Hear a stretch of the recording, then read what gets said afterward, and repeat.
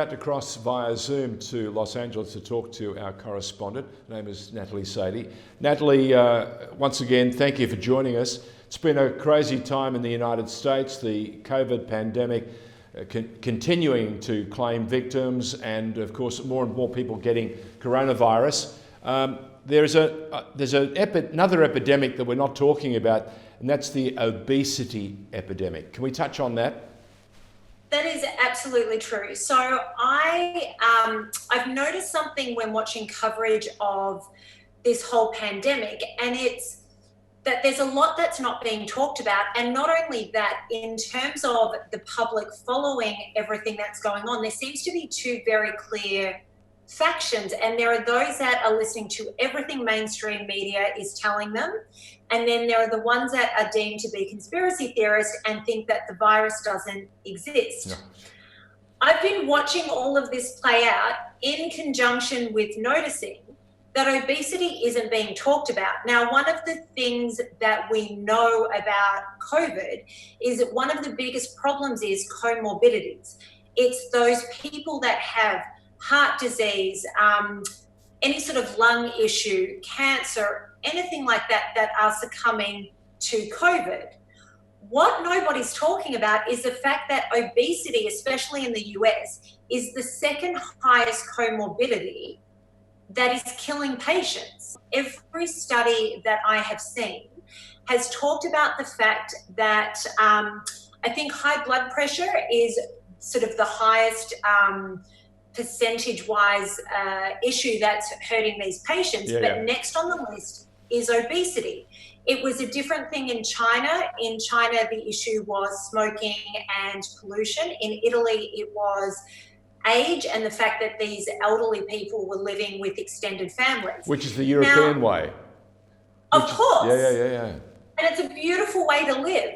But here in the US, it's obesity. Now, in the coverage that we're seeing, everybody's being told to stay at home. We're not going to be safe until we get a vaccine. And it's all vaccine, stay home. It's for the greater good. Now, here's the issue. In the media, nobody's talking about the fact that obesity is an issue.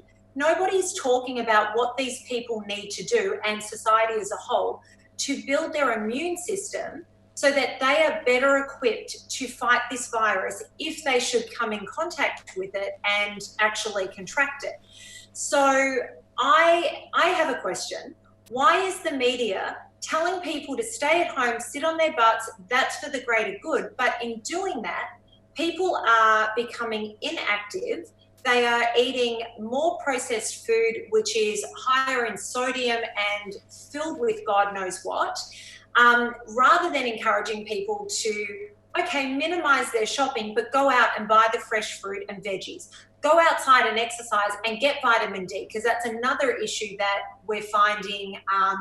People with lower vitamin D levels are succumbing to this virus. And so there's all these layers, and I feel that the media has become very one-sided in what they're reporting, and they're leaving some really important things out. And the reality is 39% of the United States is obese. So nearly 40% of the Americans are struggling with things like type 2 diabetes, with hypertension, and of course it's led to strokes and all manner of other issues.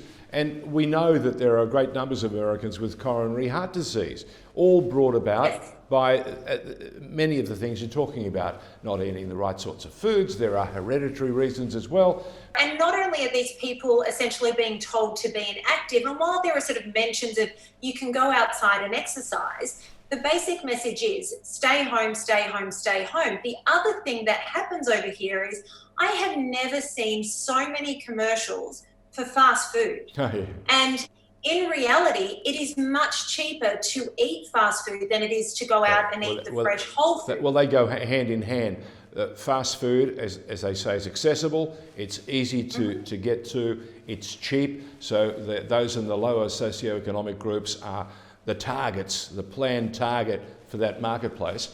And here's the other thing, those particular fast food chains have oodles and oodles of revenue monies, or budgets rather, to throw to the media organisations and say, come on, we need more ads. I think what we should be trying to encourage is, we're not asking people to go out there and do the marathon every day. We're saying to them, be active, and you can do it at home, can't you?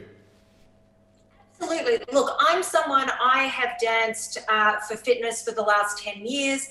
I've downloaded yoga apps and things like that. That's what I enjoy doing. Sure. But the biggest thing that I've been doing is going out and walking every day with my dog. Yep. But I have to say, I've struggled some days with motivation. So the other thing is, obesity is more likely to affect not only the people in the lower socioeconomic areas, but also the minorities that are in our society.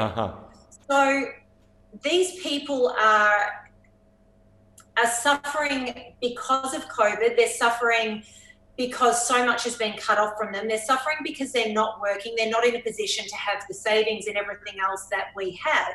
And then they're being told to stay at home. And if they're a minority that doesn't necessarily speak English, they're not necessarily aware of all the options that are available to them. And it's a very, very vicious cycle. Well, and they feel seriously marginalised. They feel seriously marginalised. Absolutely. They feel like they've been hit not once, not twice, but 3 times, the so-called triple whammy. Now, before we go, and before we wrap this up, we had a high-profile visitor arrive in Australia.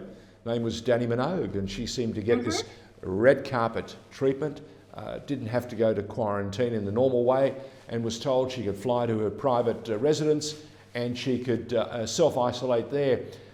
You have a story that is worth telling? I absolutely do. So a beautiful girl that I know, her name is Bianca. I actually hadn't spoken to her in some time. When news broke about Dannii Minogue, I noticed a comment on Facebook that Bianca had written about the injustice between the high profile and the rest of us. And so I called her today and I said, I just want to know a little bit more about your story. So the gist of it is, her uncle, who is up in Queensland on his own, is about to undergo triple bypass surgery. Bianca is in a position where she was able to make the time to go up and care for him, because anyone that has been around someone or has actually had open heart surgery themselves knows what a massive recovery it is. It's about every day for months. So she went through all the appropriate channels, got all of the clearances that she needed, and then she was meant to be flying out tomorrow. News broke that everyone from Victoria is not welcome anywhere else in Australia. So she had received no notifications. She thought, I better reach out and make a phone call and just make sure that everything is still okay. She would have to go into quarantine like everybody else now. All her exemptions were no longer valid. She pointed out the Dannii Minogue situation. It made no difference. MPs have been involved. That has made no difference. She was told she would need to pay $2,800 in fees for the hotel. So that would mean, in preparation for her uncle's surgery, she can't be there. Wow. So she is now not flying. She has since found out that apparently the difference that got Dannii Minogue over the line was her place is secure and virus-free or something along those lines. But the kicker is that they are paying for security to come and check on her and the family once a day to make sure she's still there. Now, had Bianca been given that option, that's something that they would have considered and would rather have spent their money on that versus having her locked in a hotel on her own for 14 days. So there's certainly some injustice going on in Queensland. Natalie, I've told you once, I'll tell you again. It's not what you know, it's who you know. Absolutely. All right. Natalie Sady, thank you for joining us and giving us a glimpse of what's happening in not only in LA, but also in the United States today. Thank you, George. Stay safe.